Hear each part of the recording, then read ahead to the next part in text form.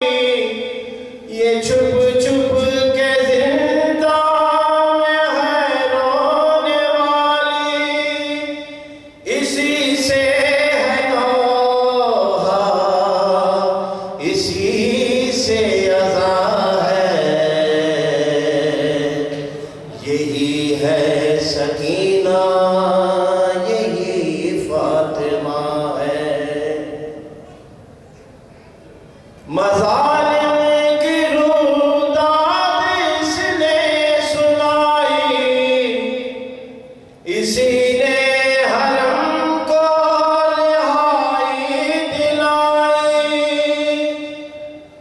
مظالم کی روداد اس نے سنائی، اسی نے حرم کو رہائی دلائی، مگر خود یہ اب تک اسیر بلا ہے،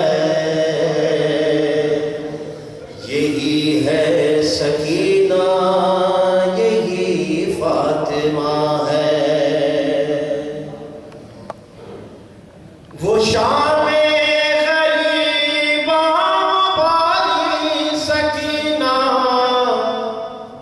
کہاں شہ کا سینہ، کہاں وہ حسینہ۔ وہ شام غریباں پالی سکینہ، کہاں شہ کا سینہ، کہاں وہ حسینہ۔ عجب ہو کا عالم ہے، کالی گھٹا ہے، یہی ہے سکینہ، یہی فاطمہ ہے۔ رہے رونق مجلس شہد قائم، رہے جاری ساری ماتم بھی قائم، یہی صفت جعفر کی دل کی صدا ہے، یہی ہے سکینہ، یہی فاطمہ ہے۔ یہی دختر شاہ کرب و بلا ہے، یہی ہے رقیہ، یہی سیدہ ہے، یہی ہے سکینہ، یہی فاطمہ ہے۔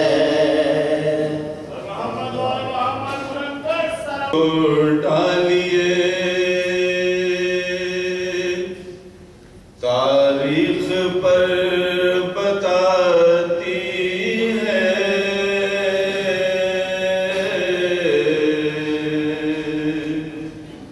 نظر جو ڈالیے تاریخ پر بتاتی ہے،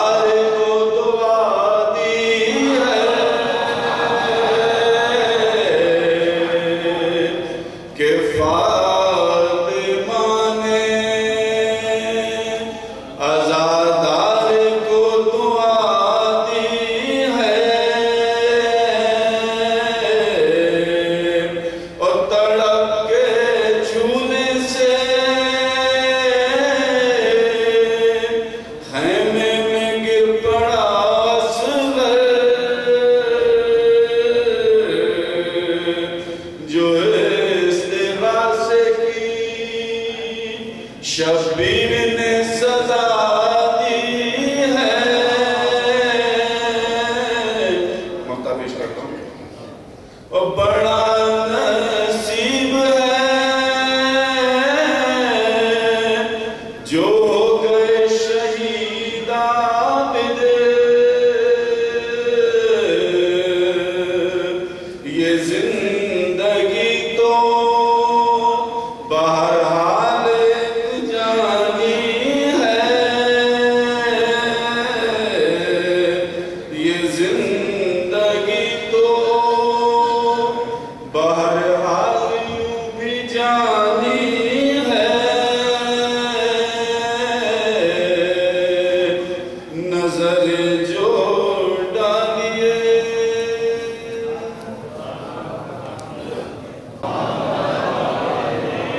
مومن کرام فرمائیں ایک مومن علیل ہیں، ان کو اے بی پازیٹیو بلڈ کی ضرورت ہے.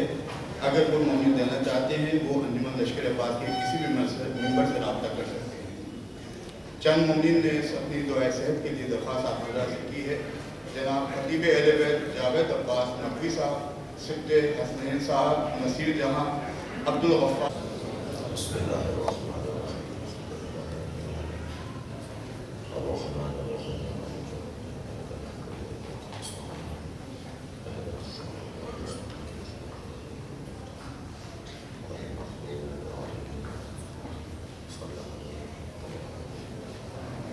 اعوذ باللہ من الشیطان الرجیم. بسم اللہ الرحمن الرحیم.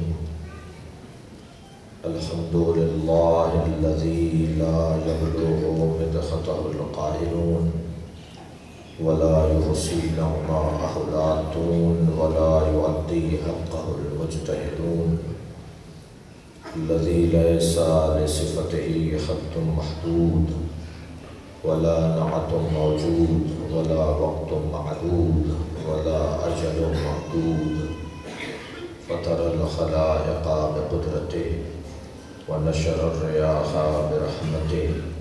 الصلاة والسلام على الرسول المسدد المصطفى الأمجد المحمود الأحمد سيدنا ومولانا ومولى الكونين جد الحسن والحسين معاني والقاسم محمد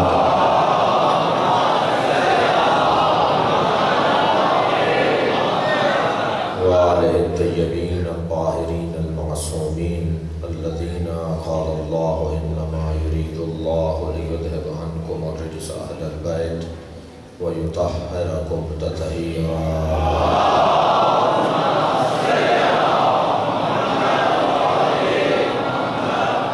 ولعنة الله على أعدائهم أجمعين من يوم عداوتهم إلى قيام يوم الدين. أما بعد فقد قال الحكيم في القرآن الكريم. بسم الله الرحمن الرحيم.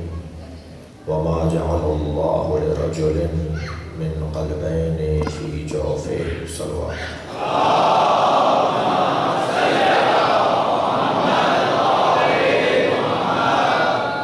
اللہ آپ کا یہ بیٹھنا سننا اور تسبیح الہی مصروف رہنا قبول فرمایا. تمام مریضوں کو خاص طور پر جن کے نام لیے گئے اور جناب مرزا متقی صاحب کی اہلیہ اور جو آپ کے ذہنوں میں مریض ہیں، عزیز و اقارب میں، پڑوسیوں میں، متعلقین میں، اللہ ان سب کو بحق امام سجاد شفاء کاملہ و عاجلہ عطا فرمائے. اللہ ہم سب کی عاقبت انجام خاتمہ بالخیر فرمائے. پاکستان کی سرزمین کو اللہ اپنے حفظ و امان میں رکھے اور ہم سب کو ایک اچھا شہری بن کے رہنے کی توفیق عطا فرمائے. سورہ مبارکہ احزاب کی چوتھی آیت ہے جسے ایک مرتبہ پھر دہرایا. اللہ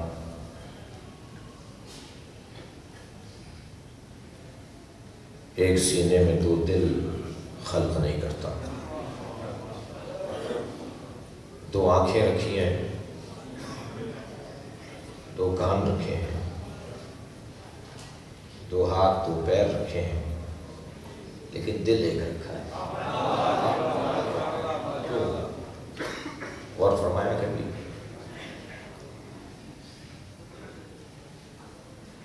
اس لیے کہ دو کانوں کا اور دو آنکھوں کا اور دو ہاتھوں کا اور دو پیروں کا جو فلسفہ ہے، وہ یہ لفظ بہتر کہوں کہ پیر کا، آنکھ کا، کان کا جو فلسفہ ہے، اس میں دوئیت لازم تھی۔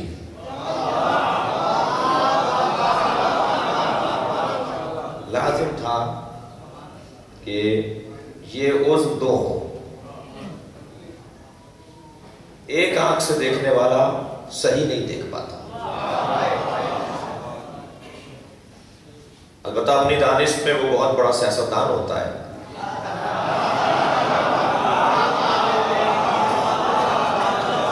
اپنے آپ کو بہت کچھ سمجھ رہا ہوتا ہے۔ اور اگر میں ایک آنکھ سے دیکھنے والے کو خود غرض کہہ دوں، خود پسند کہہ دوں، مطلبی کہہ دوں، مفاد پرست کہہ دوں تو غلط نہیں ہے۔ البتہ دنیا پر حکومت ہی اس مفاد پرستی پر ہو رہی ہے۔ ایک آنکھ کا تصور، توجہ ہے حضرت، ایک آنکھ کا تصور، ایک آنکھ سے دیکھنے والے لوگ بہرحال اس دنیا میں ہیں اور بظاہر کامیاب بھی ہیں، مگر یہ یقین رکھیں کہ یہ چند روزہ دنیا ہی ان کی ہے۔ تو یہ کہہ دیا جائے نا کہ ایک آنکھ سے دیکھنے والا دنیا میں تو کمائے گا مگر آخرت اس کی نہیں ہے۔ دو آنکھیں، آنکھ کا تصور اور آنکھ کا فلسفہ، اس کے لیے لازم تھا کہ دو۔ یہ جو اللہ نے ہمارے بدن کو خلق کیا ہے، یہ اتفاقاً نہیں ہوا ہے، یہ حادثتاً نہیں ہوا ہے، یہ خود بخود نہیں ہوا ہے، یہ منصوبتاً ہے۔ حتیٰ اس نے ایک بال بھی غیر ضروری خلق نہیں کیا، ذات کبریہ نے ایک بال بھی غیر ضروری قرار نہیں دیا، اور ایک عضو بھی اس نے غیر ضروری قرار نہیں دیا ہے۔ جی مثلا مردوں کے چہرے پر داڑھی، خواتین کی داڑھی نہیں ہے۔ بھووں کے بالوں کا فلسفہ لیتا ہے، سر کے بالوں کا فلسفہ لیتا ہے، پلکوں کے بالوں کا فلسفہ لیتا ہے۔ کوئی بھی عضو اس نے غیر ضروری خلق نہیں کیا۔ تو دو آنکھیں کیوں رکھی ہیں؟ ایک آنکھ رکھ دیتا، دو کان، دو کانوں کا فلسفہ بھی وہی ہے جو دو آنکھوں کا ہے، البتہ فرق اتنا ہے ایک عضو دیکھنے کا ہے اور ایک سننے کا ہے۔ اب یہ سامنے کی باتیں ہیں، بعض اوقات ہوتا ہے ایسا، یہ کوئی نئی بات نہیں ہے، بعض اوقات ہوتا ہے سامنے کی چیز کو توجہ دلانے کی ضرورت ہوتی ہے۔ جو آئینے بیچ رہا ہوتا ہے نا، اس کے ہی بال بگڑے ہوئے ہوتے ہیں۔ سلوات پڑھیں ذرا محمد و آل محمد۔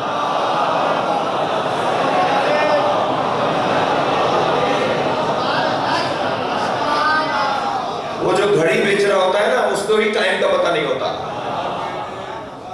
تو یہ کوئی ضروری نہیں ہے کہ مولانا یہ تو سامنے کی باتیں، آپ یہ کون سی نئی باتیں کر رہے ہیں؟ ہمیں سب کو پتہ ہے دو آنکھیں ہیں، ہمیں سب کو پتہ ہے دو کان ہیں۔ تو یہ ضروری نہیں ہے کہ توجہ بھی ہو، اور اصل مسئلہ بھی توجہ کا ہے۔ یہ بار بار مجلسیں ہم کیوں کرتے ہیں؟ انسان کے مزاج میں بھول جانا ہے۔ اللہ نے انسان کو انسان بنایا ہے، یعنی نسیان کا شکار، نسیان کا شکار، بھولنے کی عادت، یہ بھول جاتا ہے۔ صبح پتہ ہے ناشتے میں کیا کھایا تھا؟ یہ بغیر سوچے بتائیے، یہ بغیر سوچے نہ بتانا دلیل ہے کہ ہم تو صبح کا نہیں بتا سکتے کہ کیا ہوا ہے۔ تو 1400 سال پہلے اتنی بڑی قربانی کو کیسے بھلا دیا جائے جب تک اسے بار بار دہرایا جائے؟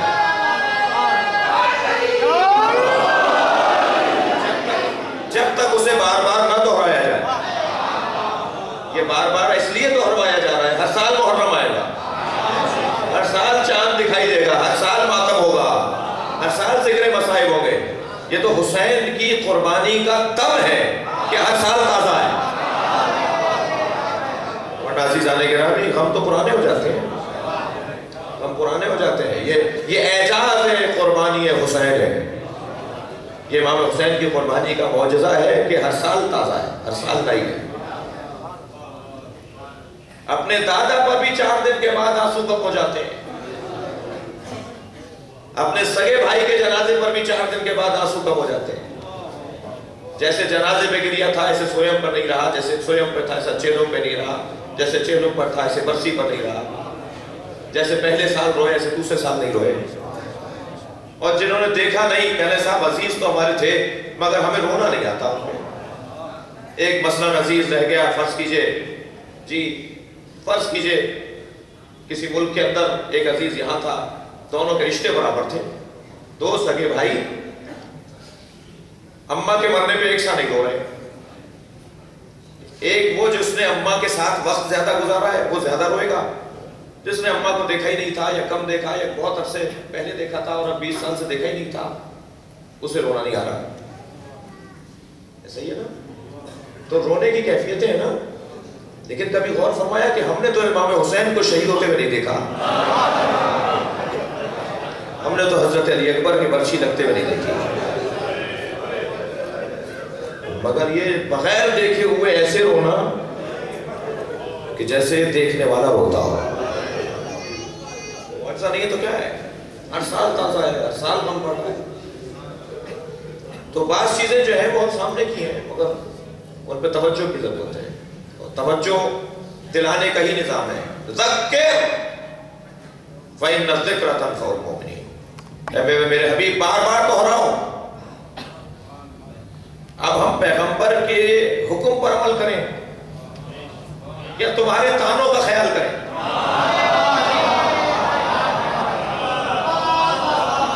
تمہارا تانا تو یہ ہے کہ ہر سال روتے ہیں, ہر سال ماتم کرتے ہیں, ہر سال عزاداری کرتے ہیں, ہر سال محرم آتا ہے. تمہارا تانا یہ ہے, اور اللہ حکم دے رہا ہے پیغمبر کو ذکر, بار بار دہراؤ. اس لیے کہ بار بار دہرانے سے مومنین کو فائدہ پہنچتا ہے. غرض بہت ساری چیزوں کو توجہ دلانے یہ 2 کان, تاکہ ایک بات سن کر یقین نہ کرو. ایک بات کو سن لیا تو دوسری بات کو بھی سنو. یہ 2 کان ایک بات سننے کے لیے نہیں تھے, یہ 2 کان اللہ نے 2 متضاد باتوں کو سن کر ایک نتیجے تک کا سفر تھا. یہ 2 آنکھیں ہمیشہ ایک آنکھ سے نہیں دیکھو, دوسری آنکھ سے بھی دیکھو. اب تو دونوں آنکھوں سے ایک جیسا دیکھ رہے نہیں, 2 آنکھیں رکھی اس لیے تاکہ دونوں پہلوؤں کو دیکھو, اور جب دونوں پہلوؤں کو دیکھ لو, دونوں باتوں کو سن لو, تو اس کے مطابق عمل بھی تمہارا ایسا ہی ہونا چاہیے. عمل کے اندر تمہارے یہاں تولہ بھی ہو, تورہ بھی ہو.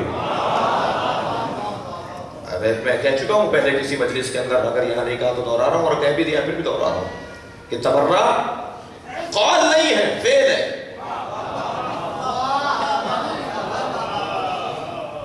تبرہ قول نہیں ہے, تبرہ عمل کا نام ہے. زبان سے کچھ کہہ دینے کو تبرہ نہیں کہتے, کچھ کرنے کو تبرہ کہا جاتا ہے. تو زبان سے کہہ دینا کافی نہیں ہے, کہیں ایسا نہ ہو کہ پلٹ رہا ہو اسی کی طرف جو بول رہا ہے.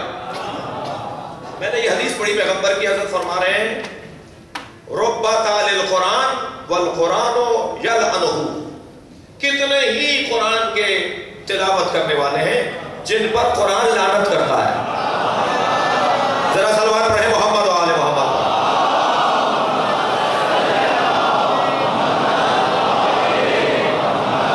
اس سے بلند صلوات دیا کریں.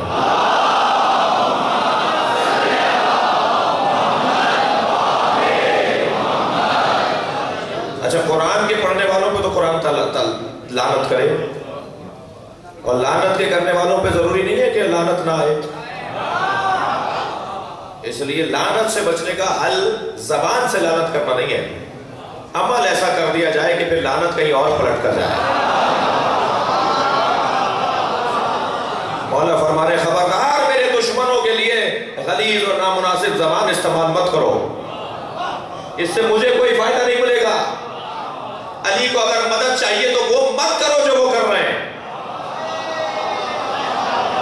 صلوات پڑھے محمد و آل محمد۔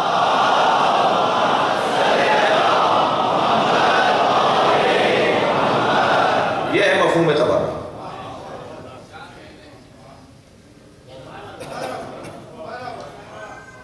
تو ایک کان سے نہیں سننا، ایک بات سنیے تو اس کی ضد بھی سنو، ایک چیز دیکھیے اس کے ضد میں بھی دیکھو کیا ہے، پھر اسی کے مطابق عمل بھی ہو ہاتھ کے ذریعے، پھر اسی کے مطابق عمل بھی ہو پیروں کے ذریعے جی۔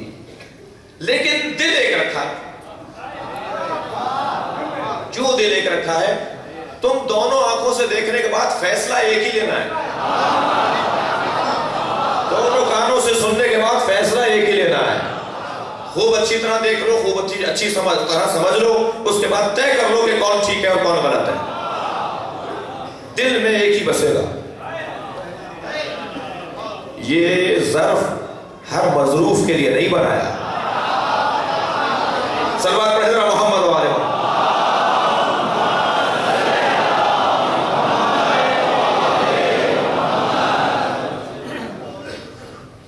قلب مومن بیت اللہ سے زیادہ محترم ہے۔ یہ میرے جملے نہیں ہے، حدیث ہے، میں نقل حدیث کر رہا ہوں۔ قلب مومن بیت اللہ سے زیادہ محترم ہے۔ بیت اللہ کا احترام اتنا کہ اس کے قریب چیونٹی بھی نہیں مارو۔ بیت اللہ کا احترام اتنا کہ اس کے قریب مچھر بھی مت مارو۔ یہ مچھر محترم نہیں ہے،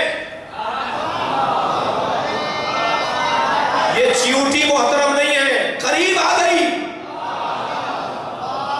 بیت اللہ کے قریب آ گئی ہے، لہذا خبردار چیونٹی کا بھی خون نہیں ہونا چاہیے، مچھر کا بھی خون نہیں ہونا چاہیے، کسی پودے کو پتے کو بھی نہیں توڑو،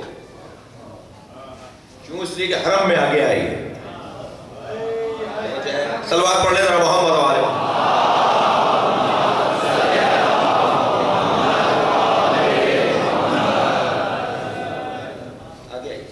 ایک صلوات پڑھیں ذرا محمد و آل محمد۔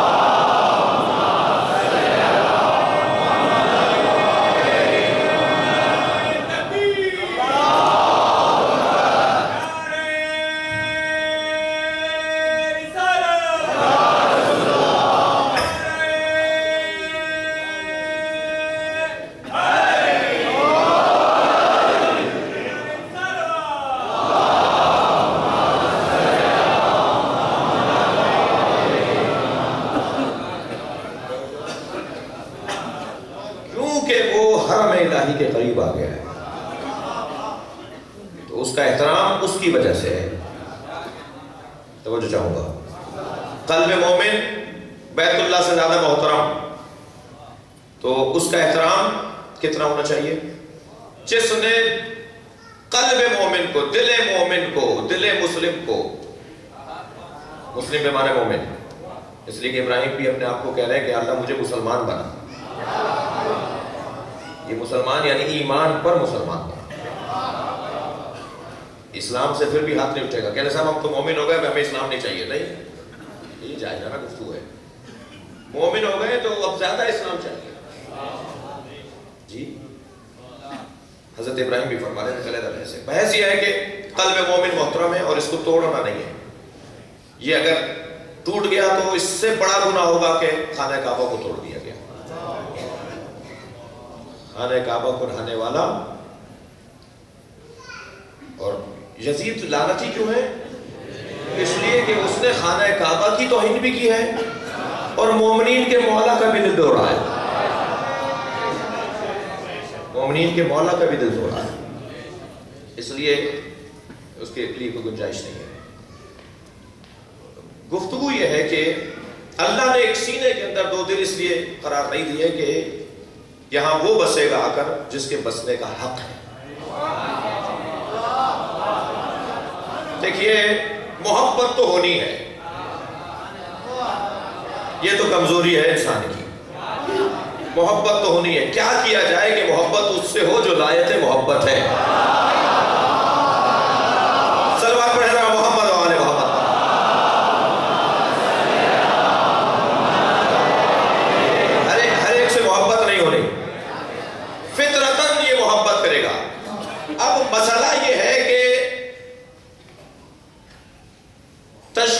مصداق میں غلطی کرتا ہے، اسے محبوب چاہیے. نہیں ہو سکتا کہ کسی کا دل ہو اور اسے محبوب نہ چاہیے، نہیں ہو سکتا. شعراء کرام زیادہ محظوظ ہوں گے، خاص طور پہ غزل کہنے والوں کو ذرا زیادہ اچھے لگیں گے یہ جملے.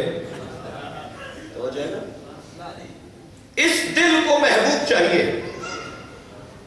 لیکن یہ دل ہے، کوڑے کا ڈھیر نہیں ہے.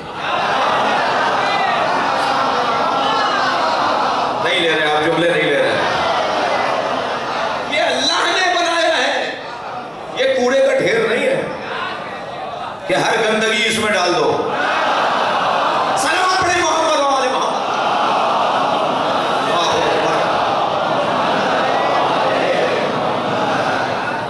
ہر آدمی اس میں نہیں آئے گا، ہر محبوب اس میں نہیں آئے گا.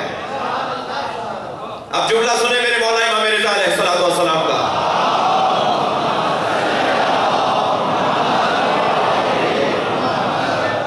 امام فرماتے ہیں ہر شخص قیامت میں اپنے محبوب کے ساتھ اٹھایا جائے گا. جملہ محسوس کریں، مولا کی حدیث ہے. ہر شخص قیامت میں اپنے محبوب کے ساتھ اٹھایا جائے گا، چاہے کسی پتھر کو محبوب بنا لیا ہو. صلوات پڑھیں ذرا محمد و آل محمد.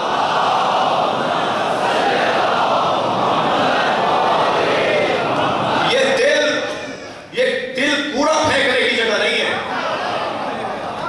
یہ دل اللہ نے قرار دیا ہے، محبت کے لیے قرار دیا ہے. ہر ایک کو اس میں جگہ نہیں دینی. تشخیص مصداق میں غلطی نہ ہو جائے. کہیں ایسا نہ ہو کسی کو لمبا دیکھ کر اچھا سمجھ لے. کہیں ایسا نہ ہو کسی کو صاحب ثروت دیکھ کر محبوب مان لے. کہیں ایسا نہ ہو کسی کو کرسی پر بیٹھا ہوا دیکھ کر محبوب مان لے. خبردار، یہ محبوبیت کی نشانیاں نہیں ہے. ہے خطرناک کام، ہے مرحلہ مشکل، آسان مرحلہ نہیں ہے. بھئی یہ مجلس کیوں ہو رہی ہے؟ اسے شفا خانہ حسینی کہتے ہیں. اس میں آنے والا تشخیص کروانے آئے گا. اس میں آنے والا تشخیص کروانے آئے گا. سارا مسئلہ تشخیص کا ہے، علاج تو خود بخود ہوتا ہے. سارا مسئلہ تشخیص کا ہے. وہ دور چلا گیا جس دور کے اندر تشخیص بھی ایک ہی کرتا تھا اور علاج بھی ایک ہی کرتا تھا. حکیم صاحب مجھے معاف کریں گے، جناب مظہر نقوی صاحب میرے ماموں ہیں، میرے والدہ کے کزن ہیں اور حاذق حکیم ہیں، باقاعدہ حکیم ہیں. تشخیص مرض اور بڑا مرحلہ ہے. مدتیں گزر جاتی ہیں، مدتیں، اور پیسہ سر لگ جاتا ہے، مگر ٹھیک نہیں ہوتا انسان. کیوں نہیں ہوتا؟ اس کو دکھا دیا، اس کو دکھا دیا، یہ علاج ہو گیا، وہ علاج ہو گیا. بھائی تم خطا کر رہے ہو، تم غلطی پر ہو. تم نے ٹیسٹ کروائے، تم نے آزمائشیں کروائی، تم نے ٹیسٹ کروایا، اتنا سا خون دے دیتے تو سارا شجرہ بدن کا کھل کے رہتا. محمد و آل محمد کا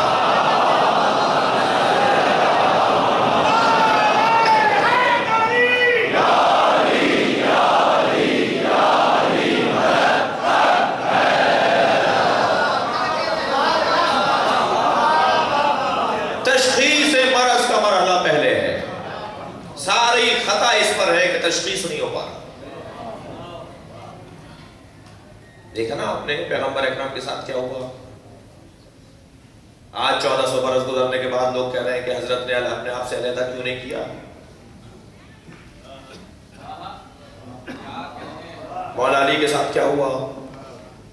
مسئلہ وہاں بھی تشخیص کا تھا، امت تشخیص نہیں دے پا رہی. پیغمبر کے زمانے میں بھی امت تشخیص نہیں دے پا رہی.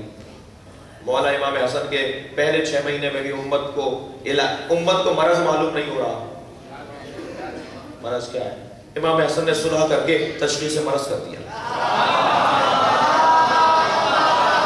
بتا دیا کہ امت کو غفلت کی بیماری ہے. سلوات پڑھنے ذرا محمد و آل محمد.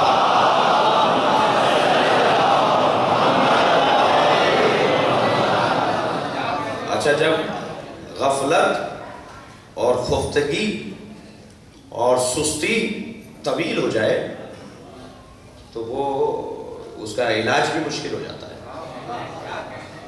پھر وہ کسی ہومیوپیتھک کے ڈاکٹر سے تو ٹھیک نہیں ہوگا، اور مجھے معاف کریں گے حکیم صاحب، ان سے بھی ٹھیک نہیں ہوگا. پھر تو سرجن کے پاس جانا پڑے گا، پھر تو چیرا لگے گا، پھر جا کر علاج ہوگا. جب مرض پرانا ہو جاتا ہے تو پھر چیرا لگتا ہے. یہ مرض پرانا ہوا تھا جبھی تو حسین نے چیرا لگایا ہے. کربلا میں کیا ہوا ہے؟ سلوات پڑھنے ذرا محمد و آل محمد.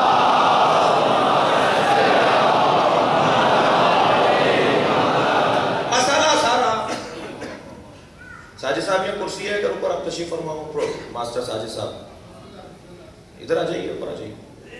ایک سلوات پڑھنے ذرا محمد و آل محمد.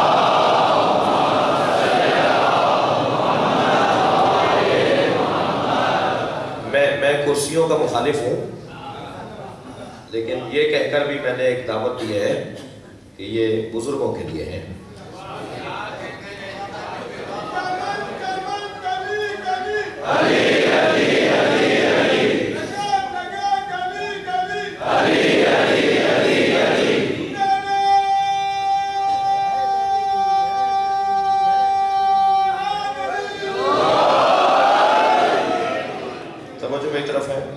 بات یہ ہو رہی ہے کہ یہ قلب مومن ہے، یہ قلب مسلم ہے، یہ کوڑا دان نہیں ہے.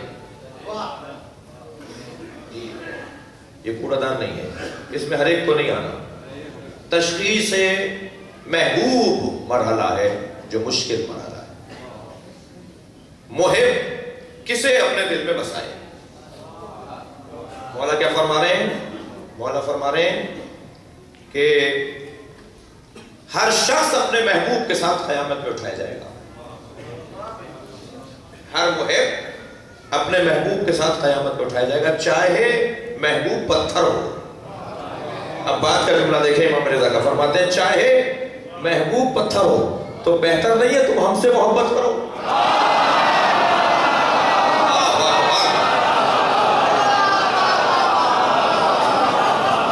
امام رضا کی حدیث ہے ہم سے محبت کرو تاکہ تمہارا مستقبل اچھا ہو جائے، تمہارا کل اچھا ہو جائے. یہ تو طے ہے کہ محبوب کے ساتھ اٹھو گے. تو کس کے ساتھ اٹھنا چاہیے؟ اس کے ساتھ جس کے ساتھ اٹھنے میں فخر ہو. بعض اوقات انسان تو اٹھتا ہے مگر گردن جھکی ہوتی ہے. تو قیامت میں گردن جھکی بھی آنا کوئی کارنامہ نہیں ہے. فخر کے ساتھ آئے، سینہ چوڑا کر کے آئے. کہاں آ رہے ہو؟ علی نے بلایا ہے. یہ کبھی غور کیا کہ قیامت میں 70 ایسے شیعہ ہوں گے جن کا حساب نہیں ہوگا اور جنت میں انہیں داخل کیا جائے گا. 70 ایسے شیعہ ہوں گے. حدیث ہے، مستند حدیث ہے. 70 ایسے شیعہ ہوں گے جن کا حساب نہیں ہوگا قیامت میں. کہیں نہ لے جاؤ، انہیں یہاں نہیں روکو. یہ کون ہے؟ کہ یہ علی کے شیعہ ہیں. البتہ 70 میں ڈالنے کے لیے مجھے اور آپ کو محنت کرنی پڑے گی. کہیں ایسا نہ ہو کہ یہاں تو 2000 بیٹھے اور پوری دنیا میں اربوں خربوں ہیں. 70 ایسے ہیں جن کا حساب قیامت میں نہیں ہوگا. حدیث یہ کہہ رہی ہے 70 لوگ ایسے ہیں جن کا حساب قیامت میں نہیں ہوگا. وہ ڈائریکٹ جنت میں جا رہے ہوں گے. پوچھا جائے گا بھئی یہ کیا ہوا؟ کہنے لگے انہوں نے وہ حساب جو یہاں دینا تھا وہ دنیا میں دے دیا. انہیں اب دنیا میں انہیں آخرت میں حساب نہیں دینا. مامون الرشید کا دربار سجا ہوا ہے. مخالفین بھی بیٹھے ہیں، ملحدین بھی بیٹھے ہیں، منکرین بھی بیٹھے ہیں، منافقین بھی بیٹھے ہیں. اس کے دربار میں طرح طرح کے لوگ، مختلف مکاتب، مذاہب، ادیان، مختلف ادیان کے لوگ بیٹھے ہوئے ہیں. آتے تھے اور مولا ان کے سوالات کے جوابات دیتے تھے. ایک مخالف سے مراد غیر شیعہ. جب بھی روایات میں لفظ مخالف آئے گا اس سے مراد غیر شیعہ. جو آج نام لیا جاتا ہے، جو بولا جاتا ہے، وہ روایات میں نہیں ہے. وہ احادیث میں نہیں ہے. احادیث میں اگر کوئی نبی کی زبان سے کوئی لفظ نکلا ہے جو آج رائج ہے وہ ہے شیعہ. مجھے معلوم ہے مجلس میں برادران اہل سنت تشریف فرمائے، میں دل آزاری نہیں کر رہا، لیکن احادیث پیغمبر میں نبی کی زبان سے شیعہ کا لفظ نکلا ہے اور کوئی لفظ نہیں نکلا. مجھے جملہ کہنے دیجئے کہ جس مکتب کی بنیاد خود پیغمبر نے ڈالی ہے،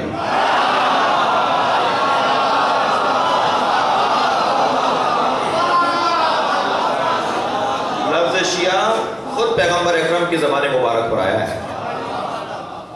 جی تو 70 شیعہ ایسے ہیں جو بغیر حساب کے جنت میں جائیں گے. کہنے لگے، ایک مخالف تھا، کہنے لگا مجھے فرزند رسول سے ایک سوال کرنا ہے. حضرت نے فرمایا کہو. کیا یہ آپ کا عقیدہ ہے کہ علی قسیم النار والجنہ، علی جنت اور دوزخ کے تقسیم کرنے والے؟ حضرت نے فرمایا یہ نبی کی حدیث ہے. کہنے لگا حدیث تو آپ کہہ رہے ہیں ہمیں سمجھ میں نہیں آتی بات. حضرت نے فرمایا یہ پیغمبر کی حدیث ہے، یہ پیغمبر کی حدیث ہے، علی قسیم النار والجنہ. اہل سنت نے لکھی حدیث بھائی ہے. ظاہر ہے میں سنی بھائیوں کو ان کی کتاب کا حوالہ دوں گا نا. علماء اہل سنت نے صحیح حدیثوں میں سے اس حدیث کو لکھا ہے کہ مولا نبی کرم مکرم نے فرمایا علی قسیم النار والجنہ، علی جنت اور دوزخ کے تقسیم کرنے والے. کہنے لگا یہ حدیث ہے، آپ فرما رہے ہیں مگر ہمیں سمجھ میں نہیں آ رہی، سمجھائیے. تو برابر سے مامون رشید کی آواز آئی، اے فرزند رسول مجھے بھی یہ حدیث سمجھ میں نہیں آتی. تو حضرت نے فرمایا تمہیں یہ حدیث سمجھ میں نہیں آتی تو ہم ایک حدیث سمجھا دیتے ہیں جس سے یہ حدیث سمجھ میں آ جائے گی. ایسا ہی قرآن مجید کا بھی یہی انداز ہے نا. اگر ایک آیت سمجھ میں نہ آ رہی ہو تو ایک اور آیت اس کے سامنے لے آؤ. صلوات پڑھیں ذرا محمد و آل محمد.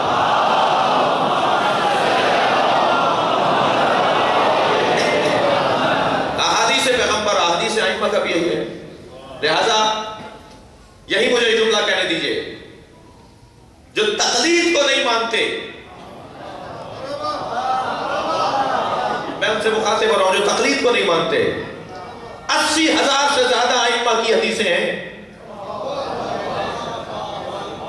جو 80,000 سے زیادہ ائمہ کی احادیث کو پڑھ کر فتویٰ دیتا ہو، اس پہ تبصرہ کرنا کوئی عالمانہ بات ہے؟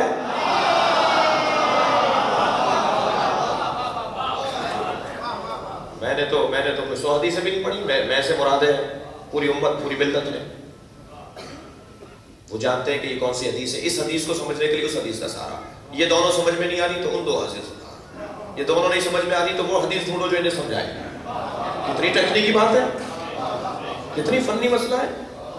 یہ کوئی آسان کام ہے؟ جہاد اکبر سے زیادہ مشکل ہے جہاد اجتہاد. مسلسل جہاد ہے اجتہاد. اور ایک آدمی آتا ہے، وہ ایک مرتبہ ایک شناخت کی زبان ہلاتا ہے، کہتا ہے میں تو نہیں مانتا. اب اسے کیسے سمجھائیں کہ بھائی تیرے ماننے کا کوئی معیار ہی نہیں ہے. تو نہیں مانے گا تو کیا ہوگا؟ ایک نظام ہے، ایک سسٹم ہے. سورج کو دیکھ کر کہہ رہے ہیں میں نہیں مانتا، مانو بھائی، مت مانو. چاند کو دیکھ کر کہہ رہے ہیں میں نہیں مانتا. ایک حقیقت ہے، ایک وجود ہے، ایک نظریہ ہے، ایک تسلسل سے جہاد ہے. اسے کوئی نہ مانے نہ مانے. ہمیں بھی بہت زیادہ شوق نہیں ہے.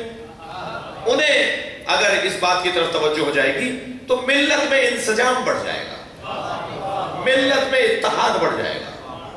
2 چیزیں ہیں جو ملت جعفریہ کو جوڑتی ہیں، مرجعیت اور عزاداری.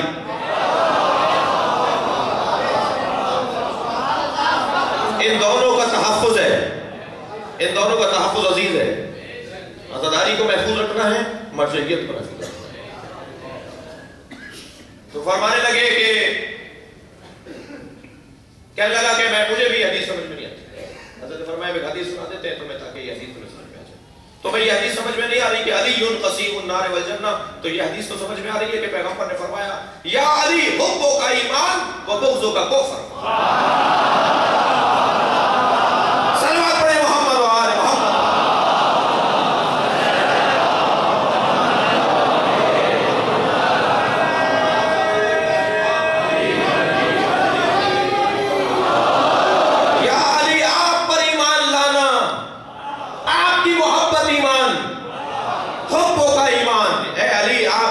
محبت ایمان ہے، وَبُغْضُ کا کفر، اور آپ سے بغض کرنا رکھنا کفر ہے۔ مامون رشید کہنے لگا ہاں یہ بات سمجھ میں آتی ہے۔ تو حضرت نے فرمایا جب یہ سمجھ میں آتی ہے تو یہی تو نبی فرما رہے ہیں، جو مومن ہوگا جنت میں جائے گا، جو کافر ہوگا دوزخ میں جائے گا۔ علی ہی ہے دوزخ اور جنت میں لے جانے کے سبب۔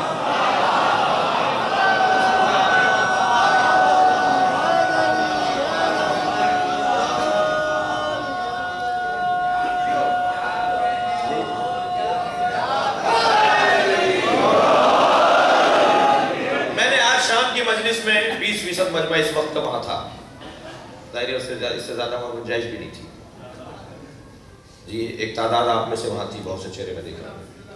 وہاں میں نے ایک جملہ کہا تھا کہ تقیہ ائمہ پر واجب تھا، تقیہ ائمہ پر واجب تھا، اور ہر صاحب علم اور صاحب معرفت پر تقیہ واجب ہے۔ جو تقیہ نہیں کرتا وہ یا عالم نہیں ہے یا عارف نہیں ہے۔ اب ایک مرتبہ ایک دم گھبراہٹ سی ہوتی ہے کہ صاحب یہ کیا کہہ دیا تقیہ، ہم نے یہ سمجھا کہ تقیہ یعنی بزدلی، تو سمجھ کا فرق ہے بھائی، ہم نے یہ سمجھا تقیہ یعنی بزدلی، تقیہ بزدلی اور کمزوری نہیں ہے، تقیہ کمزوری اور بزدلی نہیں ہے، توجہ چاہوں گا۔ تقیہ ائمہ پر واجب، میں اس سے بالا تر بات کروں، ہدایت دینا اللہ پر واجب، ہدایت کی راہ میں اللہ بھی تقیہ کرتا ہے۔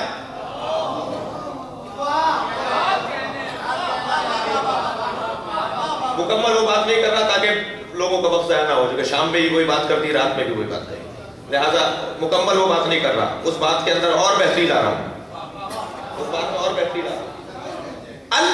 اللہ بھی تقیہ کرتا ہے۔ یا علی میرے بستر پہ سو جائیے، فرمایا میرے سونے سے آپ کی جان بچے گی؟ نبی نے فرمایا ہاں تمہارے سونے سے میری جان بچ جائے گی۔ مولا علی بستر پہ سو گئے، اور زندگی میں ایسے کبھی نہیں سوئے تھے، بڑی میٹھی نیند۔ علی محاوراتی زبان میں کہوں کہ تان کے سو گئے۔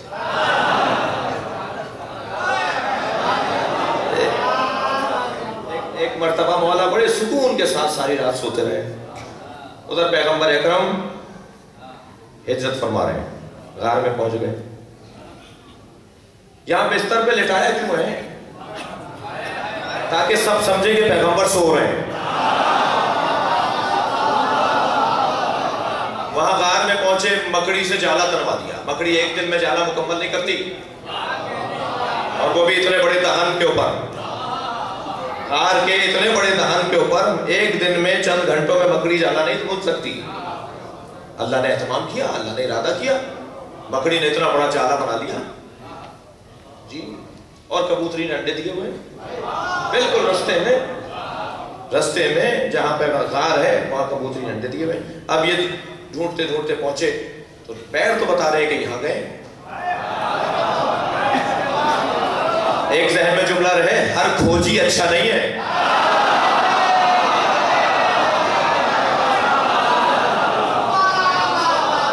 پہنچے کہ صاحب پیر تو یہاں تک آئے ہیں، یہ آئے اندر ہیں، لیکن جیسے ہی دہنے غار پر پہنچے تو اہتمام بتا رہا ہے کہ اندر نہیں ہے۔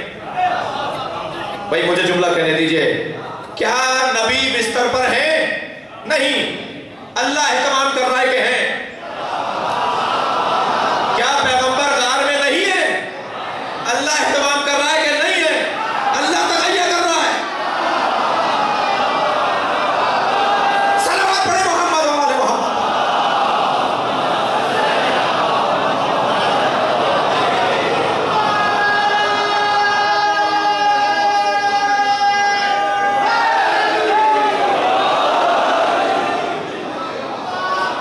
تقیہ کا میں مضمون میں نہیں تھا، میرے موضوع میں نہیں تھا، لیکن تقیہ کا مفہوم لیں۔